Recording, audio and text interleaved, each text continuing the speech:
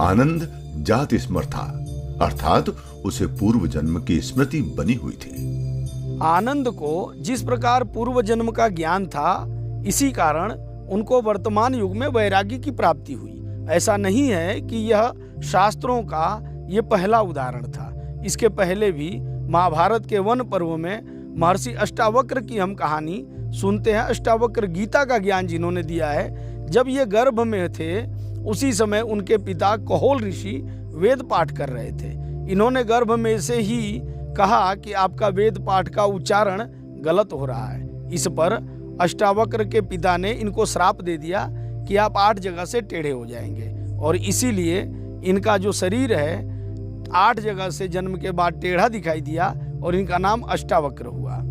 भक्त प्रहलाद, जो श्रीमद् भागवत महापुराण में इनकी कहानी आती है, इनको भक्त शिरोमणि के नाम से जाना जाता है। भक्त प्रहलाद की माता कयाधु को हिरण्यकश्यपु की जो पत्नी थी, नारद जी ने अपने आश्रम में स्थान दिया था और गर्भ के समय में भगवान विष्णु के चरित्रों को बताना शुरू किया था, जिसके कारण गर्भ काल से ही इनको पूरे भगवान विष्णु के चरित्र याद हो गए और भगवान विष्णु की भक्ति में जन्म के बाद ये इतने लीन हुए कि इनको मारने के नाना प्रकार के प्रयास किए गए, फिर भी भक्त प्रहलाद सर्वोपरि हुए और भक्तों में शिरोमणि बने।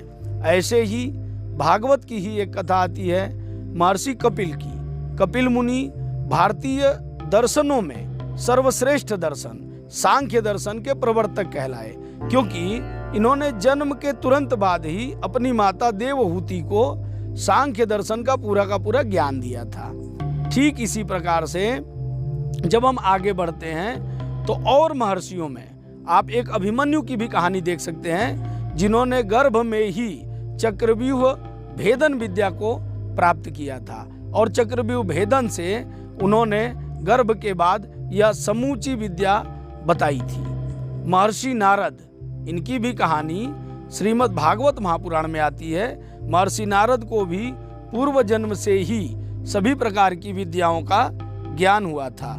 इसके बाद हम बात करते हैं महर्षि शुकदेव की। शुकदेव जी को भी गर्भ में ही ब्रह्म विद्या का ज्ञान हो गया था, और इनकी बात भी श्रीमद् भागवत महापुराण में प्राप्त होती है। इसी कारण 12 वर्ष में इनका जन्म हुआ। ये 12 वर्ष तक गर्भ में ही रहे, और गर्भ में से बाहर आने के बाद राजा परीक्षित को इन्होंने दुनिया का पहला भागवत श्रवण कराया था।